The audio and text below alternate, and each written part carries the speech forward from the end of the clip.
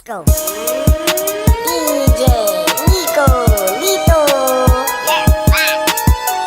TLP 954. We live. What's going on YouTube? It is Just My Opinion, and I have been delaying this review for a while, but it is time for my review of 6ix9ine's Dummy Boy. Now, within the past few years, SoundCloud rap has really dominated and taken over the landscape of music, popular music currently. 6ix9ine, though, out of all the SoundCloud rappers, is probably the loudest and most abrasive, not just with the music, but with his entire character as well.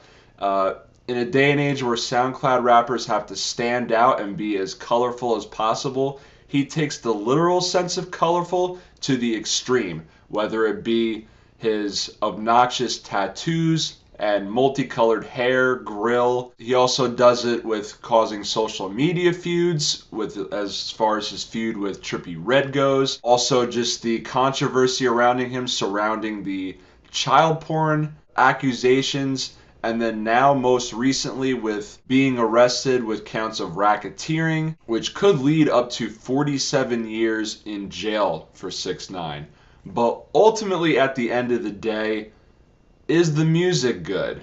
And the album starts with Stupid. This is my favorite song on the album by far. The banger of all bangers. Loved it when I first heard it. This was actually on my top songs of 2018 video. If you have not checked that out, I suggest checking that out. Just a booming trap beat and 6ix9ine doing what 6ix9ine does, just straight up shouting all over the track with his silly, colorful lyrics and punchlines. He actually got Bobby Shmurda to record a verse for him from jail, which is very interesting considering that they may very well be cellmates soon. Then we get the song Fifi, another standout track of mine.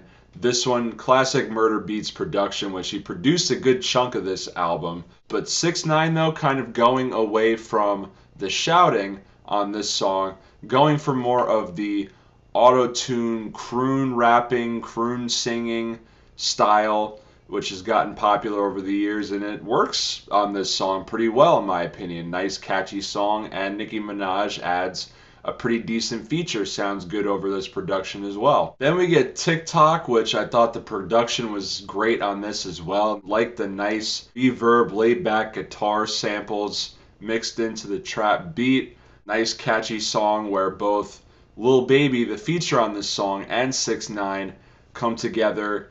Hard to tell sometimes who is who. They are both, again, doing the auto-tune melodic style vocal performances that have gotten popular over the years. They sound exactly like they're trying to be Young Thug on this, which again, I've stated in videos past, seems like everybody wants to be Young Thug nowadays, and I don't know why. We then get Kika, which is another standout track of mine. This one, I love the steel drums and the production over the trap beat. The steel drums sound great, and Tory Lanez sounds great with a fire hook.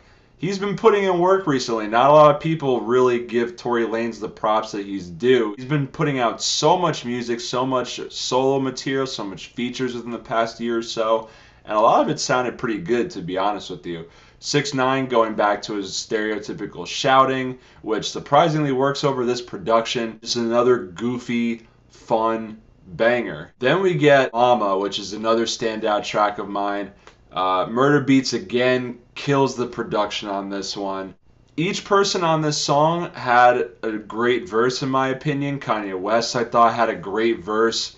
Nicki Minaj, I think, had a great verse as well. May have been taking some subliminal shots at Cardi B throughout her verse. But 6ix9ine, I thought, sounded great and had one of his best flows overall that I've heard. Not just on this album, but just period. And he wasn't yelling, shouting like he normally does either. He was, again, reverting back to the kind of auto-tune melodic sounds. We then get Waka, another short banger track, like the production on it. Some nice loud and airy synths in it over the trap beat. Not really a huge fan of A Boogie with a Hoodie, but I thought he fit well into this song, provided a good hook, And again, 6ix9ine just comes in, just shouting again. Super aggressive. Love the Tracy McGrady reference because he's my all-time favorite NBA player. Then we get BB, which is the first misstep on this album. It's a tropical island-sounding song going for the dance hall. And 6ix9ine singing a majority of this song in Spanish over the auto-tune. This is not his element to me. This is a misstep. But so what does he follow it up with? He follows it up with another tropical dance hall song called Mala, which sounds almost exactly the same, has the exact same feature artist, exact same formula as the previous song. The production sounds almost exactly the same. Just two back-to-back duds in which 6ix9ine should just not be messing with this type of music. But then we get back on track with the song FIFA. He's coming back loud and aggressive again. The beat, again by Murder Beats, sounds really dope.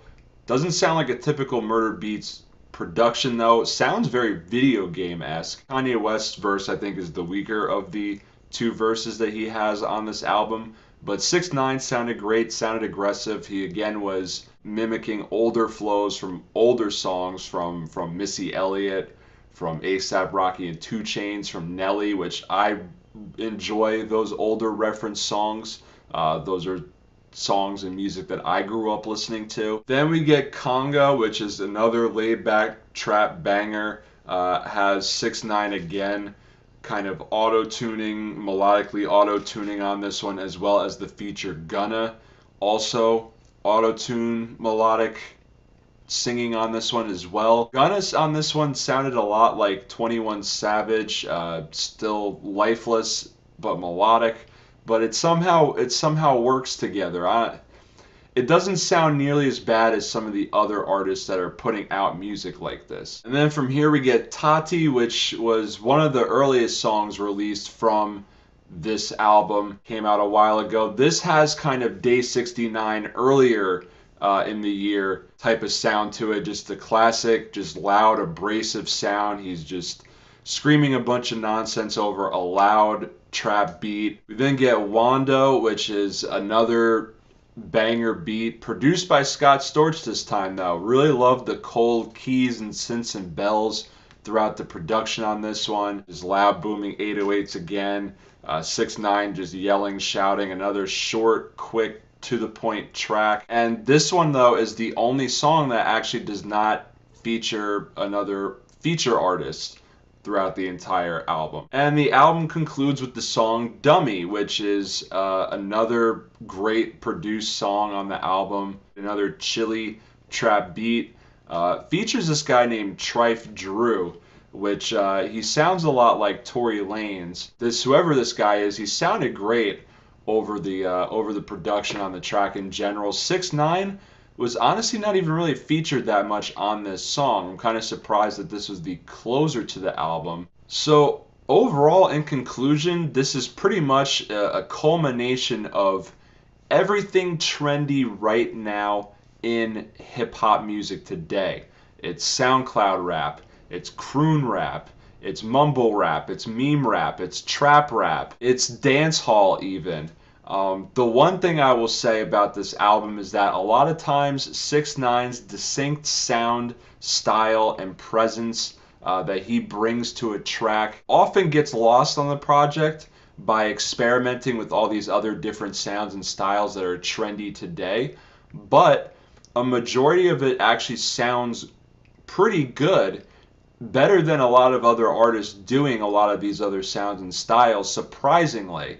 For a guy who, again, has his own distinct sound and style before this album came out. A lot of it sounds pretty good, to be completely honest with you. Overall, I'm going to give this a 6.5 out of 10. Remember, this is just my opinion, and thank you for watching YouTube.